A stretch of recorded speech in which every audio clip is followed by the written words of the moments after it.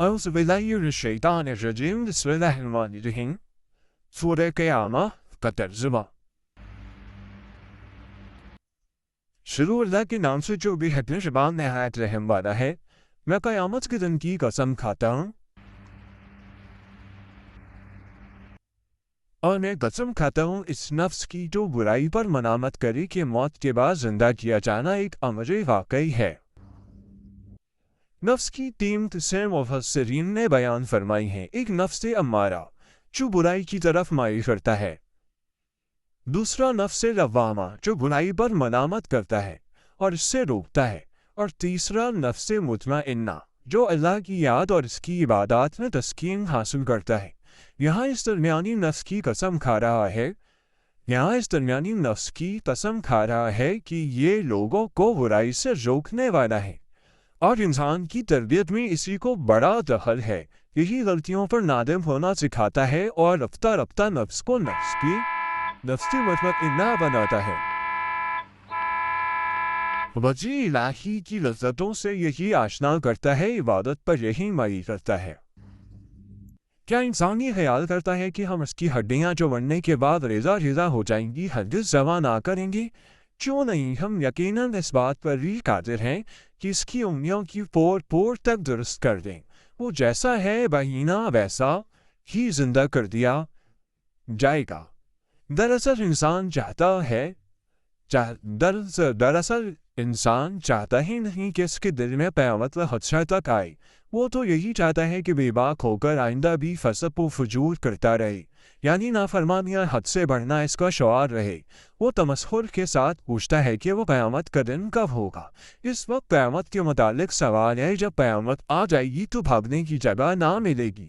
پھر جب رب العزت کی تجلی تحریر سے آنکھیں چکا چوندھ ہو جائیں گی اور چاند بے نور ہو جائے گا، جس چاند کو دیکھ کر لوگ معاوضات کا حساب کرتی ہیں وہ بھی باقی نہ رہے گا اور نہ سورج۔ اس سورج و چاند بے نور ہونے میں ایک سی حالت پر ہو جائیں گے، یہ نظام ہی دھرم بھرم ہو جائے گا۔ اس روز انسان کہے گا کہ اب کہاں بھاگ کر جاؤں، اب پناہ کی جگہ کہاں ہے؟ بے شک پناہ کی جگہ کہیں نہیں، اس روز ٹھکانہ صرف آپ کی پروردگار ہی کے پاس ہوگا۔ جن کو دامن مغفرت میں جگہ ملی ان کا بھی اور قیامت سے، اور جو قیامت سے بھاگتے رہے ان کا بھی غرض اللہ کے سامنے حاضر سب کو ہونا ہوگا۔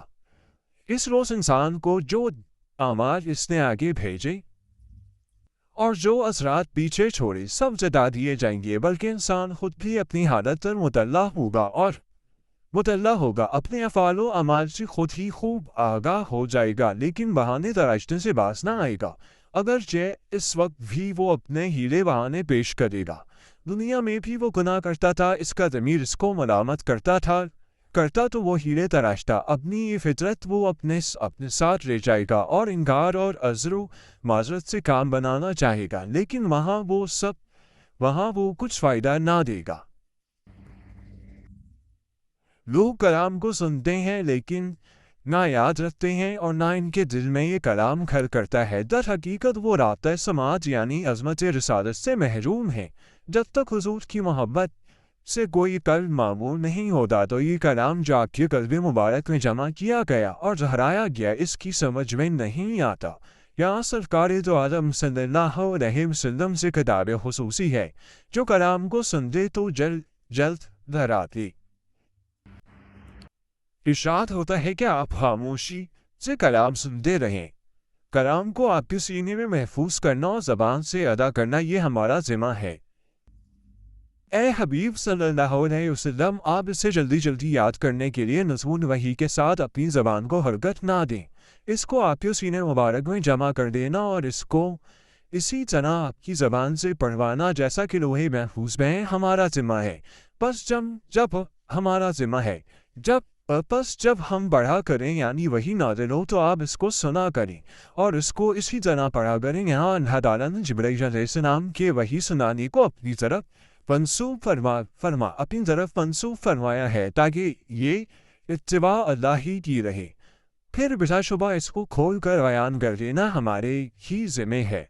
آپ ہی کی زبان اقدس سے جو اس کی تشریح ہوں گی وہ بھی ہماری ہی طرف سے ہے۔ آپ کا ہر قول ہر فعل اللہ ہی کی جانب سے ہے۔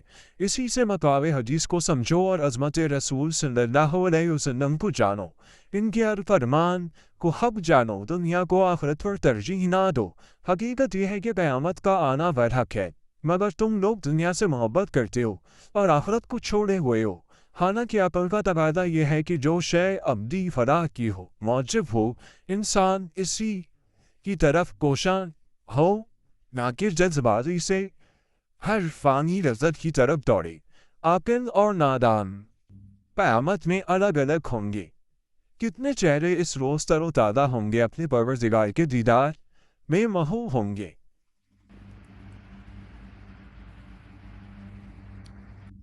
اور کتنے چہروں پر اس دن ہم سے اداسی چھائی ہوگی، قسوت سے ان کے چہروں پر سیاہی دوڑ گئی ہوگی۔ وہ خیال کرتے ہوں گے کہ ان پر ایسی سختی ہوگی جو ان کی کمر توڑ دے۔ دیکھو موت کچھ دور نہیں، البتہ جب جان ہستی تک پہنچ جاتی ہے اور سانس حلق میں رکنے لگتی ہے، سمجھو کہ قیامت اس گراہ برپا ہو گئی، منزل آخر دور نہیں۔ اور اس وقت کہا جاتا ہے کہ ہے کوئی جھاڑ پھونک کرنے والا، اسی کو بلاؤ۔ دوا کے علاج سے تو فائدہ معلوم نہیں ہوتا، اور مرنے والا سمجھ لیتا ہے کہ اب دنیا سے اس کی جدائی کا وقت آ گیا، اور ایک پنڈلی اور دوسری پنڈلی سے لپٹ جاتی ہے، اور ایک پنڈلی دوسری پنڈلی سے لپٹ جاتی ہے۔ سخت مشکل کا سامنا ہوتا ہے، رشتہ جان منقطع ہوتا ہے، دنیا جس کو محبوب رکھا چھوٹ رہی ہوتی ہے، آخرت جس کو حقیر جانا نظروں کے سامنے ہوتی ہے۔ اس دن آپ کے رب کی طرف ہر ایک کو جانا ہوتا ہے۔ کیسا بدنصیب ہے وہ کافر کہ پھر بھی نہ تو اس نے کلمہ حق کی تصدیق کی، نہ نماز پڑھی، بلکہ اس نے احکام الہی کو جھٹلایا اور ان سے منہ موڑا، اور رسو گردانی کے بعد پھر فخریہ اپنے گھر کی طرف روانہ ہوا۔ اسے بدبخت کافر، اے بدبخت کافر، تیرے لیے خرابی پر خرابی، تباہی پر تباہی ہے، پھر تیرے لیے خرابی پر خرابی، تباہی پر تباہی ہے۔ کیا انسان سمجھتا ہے کہ وہ یوں ہی بلا باس پرس کیے چھوڑ دیا جائے گا؟ کیا اس نے اپنی حقیقت، اپنی تخلیق پر غور نہیں کیا کہ اپنے رب کی قدرت و حکمت کو سمجھتا اور پاتا؟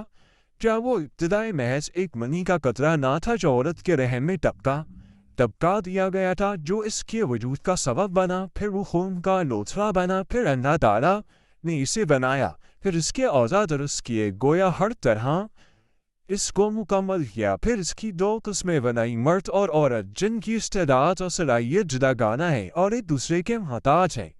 جس خدا نے یہ کارخانہ خدائی قائم کر رکھا ہے، کیا وہ اس بات پر قادر نہیں کہ مردوں کو پھر سے زندہ کر دے؟ بلا شبہ اللہ ہر بات پر قادر ہے، وہی قادر مطلق ہمارا رب ہے، ہم اس کے بندے ہیں۔ صدق اللہ العظیم۔